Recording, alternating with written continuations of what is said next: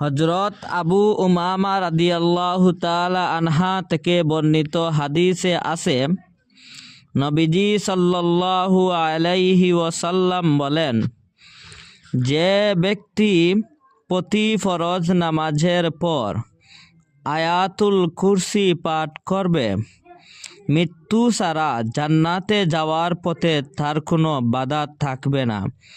অর্থাৎ মৃত্যুর সঙ্গে সঙ্গে সে জান্নাতে যাবে। এই হাদিসটি নাসাই শরীফে বর্ণিত রয়েছে। এই জন্য আমরা প্রত্যেক ফরজ নামাজের পর আয়াতুল কুরসিটি পাঠ করব।